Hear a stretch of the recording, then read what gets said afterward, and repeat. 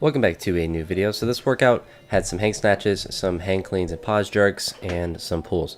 I adjusted some of the workout in a couple different ways. So the first adjustment is that I was originally given no hook, no feet snatches, plus the no foot hang snatch, that complex thing I've talked about before.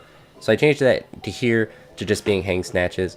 And I wanted to push them up a little bit because in the previous day I was able to go up to 105, but I missed it on the double. And if you saw the previous video, I missed it a couple times.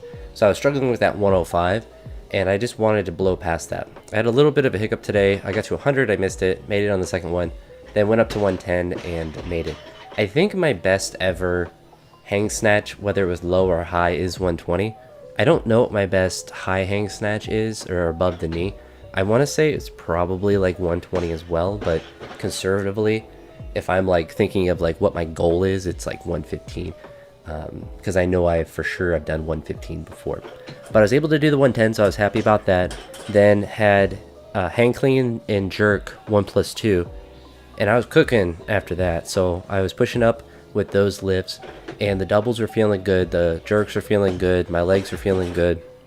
And so then after I did the 125, I bumped up to 140 and was able to do a 1+2 with that weight, which is honestly, I don't really understand how I'm able to do all these clean and jerks and how I'm able to work up to like 140, 145 with them, when just on like the last like Big Friday day that I did, a 145 clean and jerk was extremely difficult. So hopefully that means that my legs are starting to come back, and then when I get to these, the Big Friday that I will have a couple days from, or a couple workouts from this one on Saturday, I will be able to do a 145 clean and jerk easier, and hopefully the snatch will go better as well, because everything seems to be correlating with lifting better, moving better, getting stronger.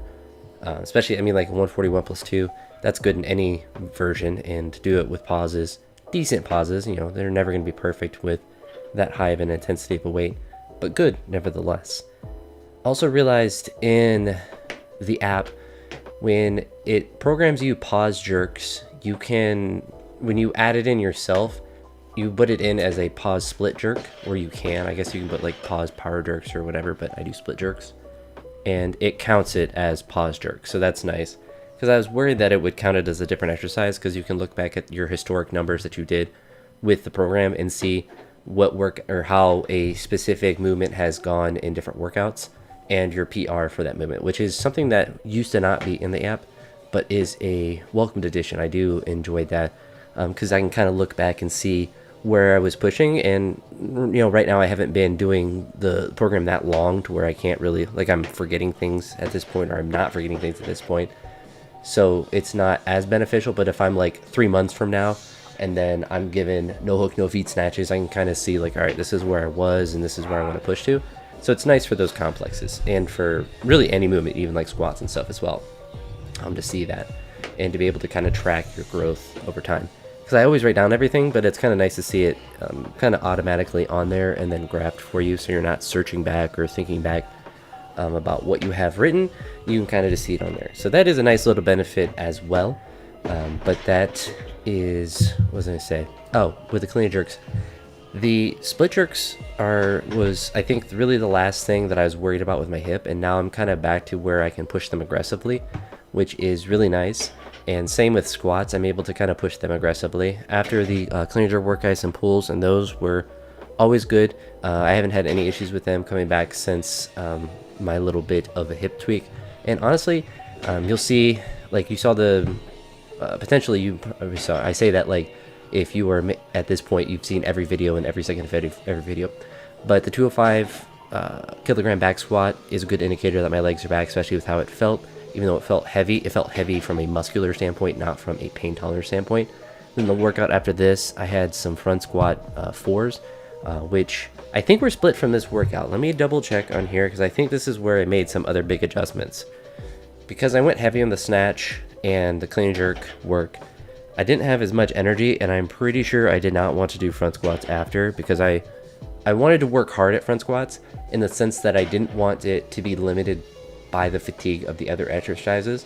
Because I've been not able to front squat super heavy, and I haven't been, I want to push them up, or at least be aggressive with them. So yes, this is what happened. So I did the hang snatch above the knee, the hang clean and the pause split jerk, the clean pulls, and then at the end, you might be seeing at this point maybe, depending on how much I've been rambling, because I did the commentary slightly different to where I'm not looking at the clips before I have them edited, but just kind of talking through the progression of the workout as it would normally go.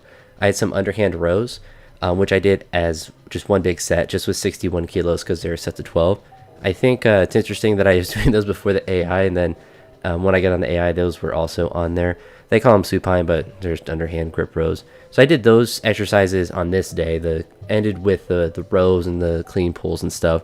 And then the next day is a shorter workout, but it was really 2 exercises from this one because I wanted to work hard at front squats, and I figured I would throw presses in with, because I just had strict press, which I could have done in this workout, but I had already been out here for a while, and I decided to make it a separate workout. Since I'm not doing the day off, like it's a 6 days a week program, and obviously there's a day off, I think it's good to have one of the days where I kind of split up, and that kind of fixes, quote unquote, fixes the day off that I would normally have had, but it makes a workout, makes me able to work harder at a workout, but also to have it split up so it's a little bit easier.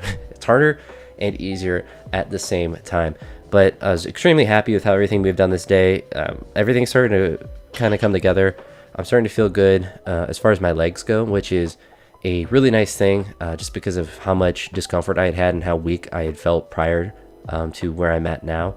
I just want to continue the momentum and continue to move things in the right direction, but it seems like all signs are pointing to moving in the right direction, and hopefully that means that as I start to do these big Fridays throughout this program, I'm able to push up, because ideally I have that November 3rd date kind of tentatively pinned way in the future as my next competition, and based on how everything keeps moving in these workouts, I should be able to get there and hopefully do like a 123 158 opener and then just take cracks at PRs. It's kind of tentatively where I wanted to be. Ideally I'm super strong by then and I can open up past that, but we'll see how it all goes. I don't know how well my commentary will correlate with the clips. I had in mind what I wanted to talk about. I figured it'd be easier just to talk about it and then edit the clips before I had to like go back and think about it, because oftentimes I might sound a little tired when I'm doing the commentary because I had just edited all the clips and did all of that work instead of just focusing on the commentary. So a little bit different, but I'll probably go back and forth with the styles depending on what I want to do, because sometimes I don't really necessarily know too much what I want to talk about, so I'll just get all the clips edited, because as you see, like, it's not crazy difficult editing. It's just cutting the start and the end and then adding the weight caption as I go and making sure the sound sounds okay, which I think I've gotten better at with my editing, making sure the sound from microphones as good as it can be. The music in the background's not overpowering, it's kind of subtle, and then there's enough sound from the lifting to where you can hear the weights a little bit, but it's obviously not going to get picked up by copyright, or it's not like so loud that it's distracting when you're trying to listen to things that I'm trying to say. So hopefully it's a good balance. I feel like I've gotten to it. Try to put a little bit more effort into it. It's not difficult editing, but like I said, I try to do as good a job as I can. But anywho, that's it for this one. I will talk to you all in the next one, and hopefully I keep just having banger workouts and I just get super strong. And then I guess I'll be at the Olympics in Paris, right? I probably need a lot more help than the Weightlifting.Ai for that. But anywho, I've rambled on long enough. 8.5, 9 minutes. We're gonna go ahead and end this. Talk to you all in the next one. Have a great day. Peace.